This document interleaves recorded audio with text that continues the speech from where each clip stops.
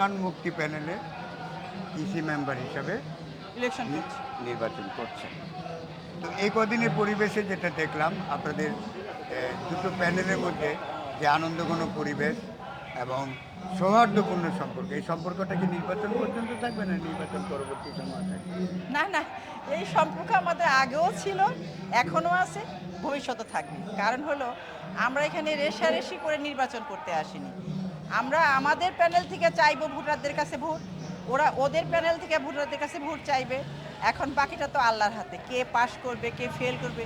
তার জন্য আমার সহযোদ্ধা আমার সহশিল্পী ভাইদের সঙ্গে আমার কোনো বিরোধ হবে না। আচ্ছা আবু, আরেকটা প্রশ্ন, সেটা হলো এই যে আমাদের চলচ্চিত্রে যে সংকট মুহূর্ত, এটা আপনি নিজেও জানেন, আপনি একসময় খুব ব্যস্ত আর্টিস্ট ছিলেন, ব্যস্ত শিল্পী ছিলেন, শিডিউল দিতে পারতেন না। এবং আমি নিজেও আপনাকে নিয়ে ছবি করেছি এবং আপনার মতো একটা মায়াবী শিল্পী, একজন গুণী অভিনেত্রী আমি সচক্ষে দেখেছি আমার অভিজ্ঞতা থেকে। তো সেই অভিজ্ঞতার আলোকে বলছি, এই যে সংকট, এই সংকট থেকে উত্তরণের জন্যে শিল্পী সমিতির নিশ্চয়ই ভূমিকা আছে।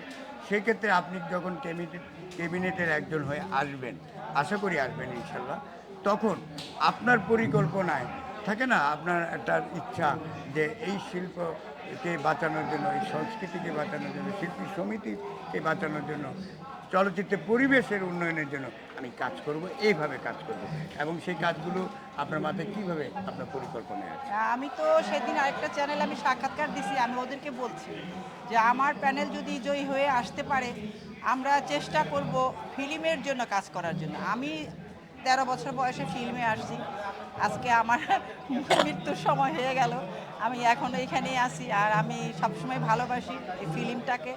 আমার মৃত্যু, আমি এইখান থাকতে চাই, এখানেই যেন আমার মৃত্যু হয়। আর এখানকার এই ভাই বোনেরা আমার সহশিল্পীরা তারাই যেন আমাকে নিয়ে মাটি দেয়। তো সেই জন্য আমি চাইবো আমার ইন্ডাস্ট্রিটাকে, আমি একলা তো আর পারবো না, আমার সাথে সবাই জয়েন হতে হবে, সবাই মিলে যাতে ইন্ডাস্ট্রিটা আবার আমাদের আগের জায়গায় ফিরে আসে, আমরা ইন্ডাস্ট্রির জন্য কিছু করতে পারি। তবে আমি একজন বা আমার কয়েকজন শিল্পী তো হবে না, এর জন্য আমাদের ডিরেক্টর লাগবে, প্রযোজক লাগবে, পরিচালক, যেটা বললাম, আমাদের শিল্পীরা, এবং কি এই এফডিসি টেকনিশিয়ান, প্লাস সবচেয়ে বড় কথা সিনেমা হল লাগবে, আমাদের ভক্তদের লাগবে। কারণ যারা হলে গিয়ে ছবি দেখবে তারা যদি সেই রকম পরিবেশ না পায়, সেই রকম হল না থাকে, তাহলে ছবিটা বানায় আমি কোথায় রিলিজ করব? আপনার ভোটারদের উদ্দেশ্যে কিছু বলুন, ভোটে আমি আমার ভোটারদের বলবো, আমি প্রতিশ্রুতি না এটা, আমি আপনাদের সবার কাছে দোয়াও চাই, ভালোবাসা চাই, ভোট চাই। যদি আমরা পাশ করতে পারি, আমার মুক্তি প্যানেল পাশ করতে পারি, আমরা যাই করি ইন্ডাস্ট্রির জন্য করি, আমার জুনিয়র ভাই বোনদের জন্য করি, আমি তাদের জন্য চেষ্টা করব। অনেক বড় কিছু পারবো না, তারপরে যতটুকু পারি আমি অতটুকু করবো। আপনারা আমাকে এবং আরমান মুক্তি প্যানেলকে ভোট দিয়ে পাশ করেন, জয়যুক্ত করেন, ইনশাল্লাহ আপনাদের পাশে আসবেন। আপনি ভালো থাকবেন, সুস্থ থাকবেন।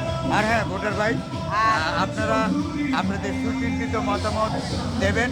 আশা করি উনি যে আপনাদের কাছে ভোট দিয়েছেন, আপনারা ওনাকে ভোট দিয়ে আর আপনিও ভালো থাকবেন।